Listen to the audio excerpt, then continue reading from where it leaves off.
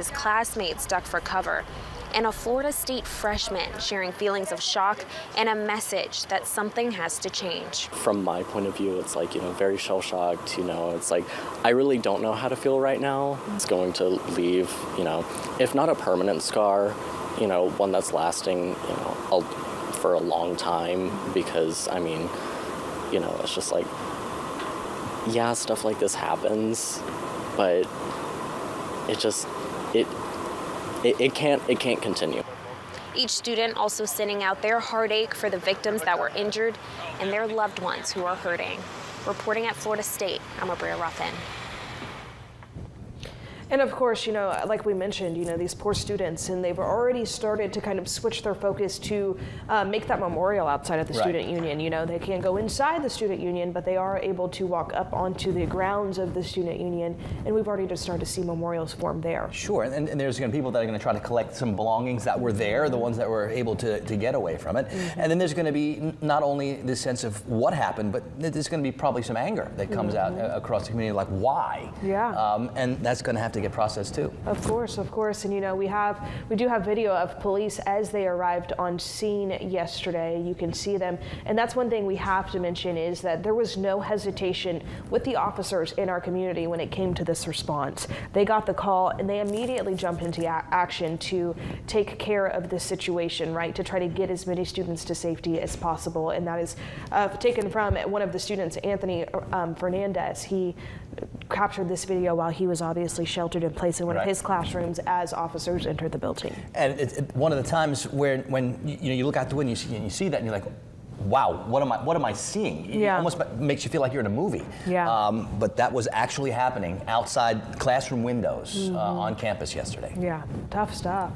And students, obviously, as we mentioned, sheltered in place, and some doing the most they could to protect themselves. So take a look at this picture of the inside of the Bellamy building where students piled chairs up against a door in a makeshift barricade against the shooter. So, it is sad to see, and we've talked about it before, that our students, they know to do this when things like this happen. And it's a really sad state of affairs that they've grown up in a world where these things happen, so there are drills and there are discussions about what to do in these instances. So they do know what they're supposed to do in the event. And even if you weren't anywhere near where, it was happening near the student union, but across campus, you still hear that there's an active shooter on campus, and it still sets off those alarm bells inside your head. And of course, these are going to be some of the reactions, and most of the students reacted accordingly and very well. And that's the thing too, right? When an active shooter is on campus, while he stayed in a general area,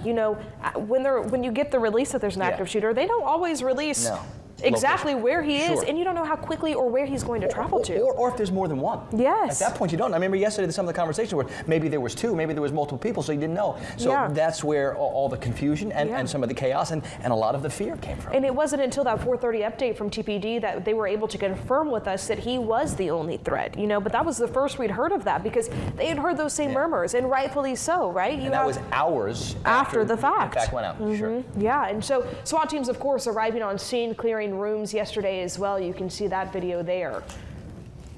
You can see the busted doors. They had to bust in several of those throughout their time on FSU's campus. Yeah, there's going to be a lot of cleanup needed now that goes in the coming days, now that things are cleared, and it's going to take a while before things start getting back to normal, that's for sure.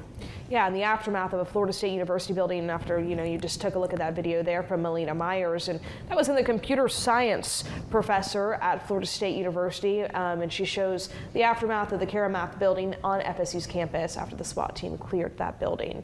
That post was found on X, and so it is an unfortunate situation striking our community, and it's going to be for a long time. Without a doubt. And finally, 1:48, the suspect was taken into custody. Now, our reporters on scene talking to multiple people on campus, one of those people, a father of a Florida State student who has been talking to his daughter, who was a freshman, since they first heard out about the scene. Yeah, Michael Price, also a local pastor, and here's what he had to say about hearing the news.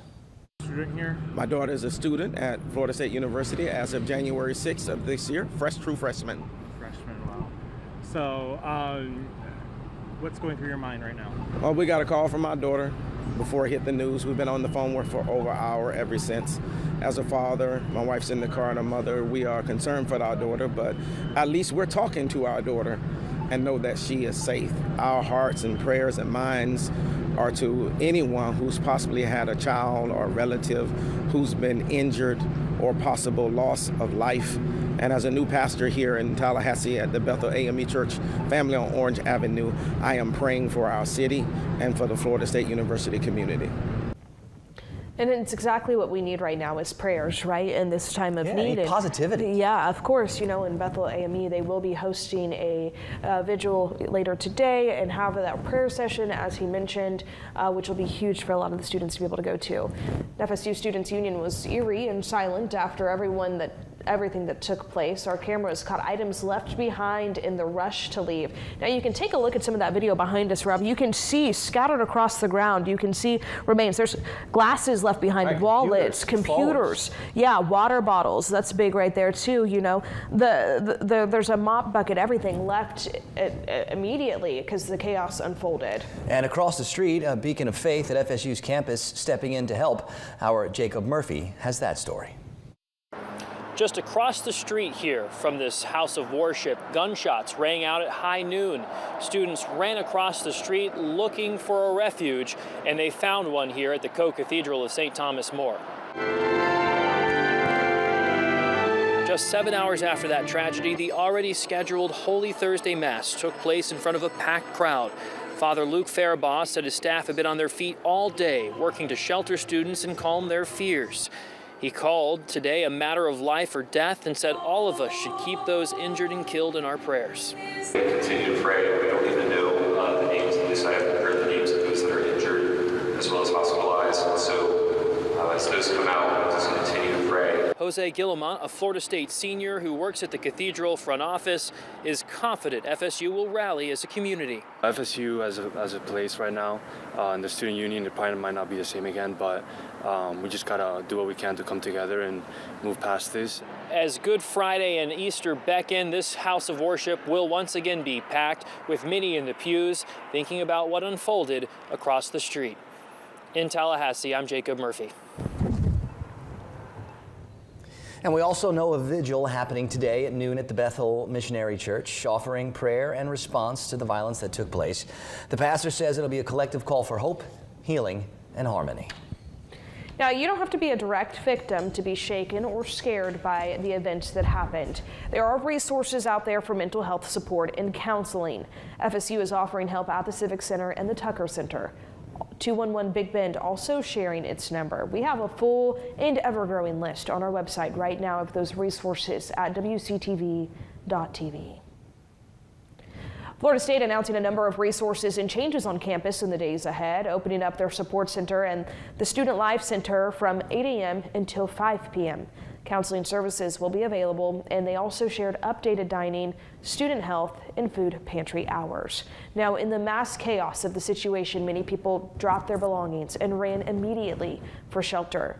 But you can go and claim your lost items today. So university faculty, staff, and volunteers will be at the locations on your screen to assist people in claiming their personal items. All campus buildings will be locked, but you can still swing by those places between 10 a.m. and 2 p.m. So if you are not a student, but you know somebody that goes to FSU, be sure to pass this message along. That's from 10 a.m. to 2 p.m. to make sure that they can bring along your photo ID as well to help you with the reclaiming process.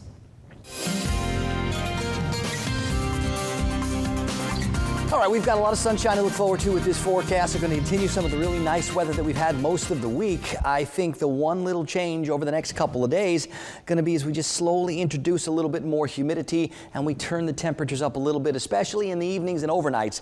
I don't think we're going to be seeing numbers back near 50 or in the 40s like we've been seeing for the past couple of mornings. I think we're going to see a lot of temperatures tomorrow morning and Easter Sunday morning that are a lot closer to 60 degrees. I also expect the afternoon temperatures to spend plenty of hours middle and upper 80s. So it's going to get a little toasty out there over the next couple of afternoons. Starting today, we got to 85 yesterday.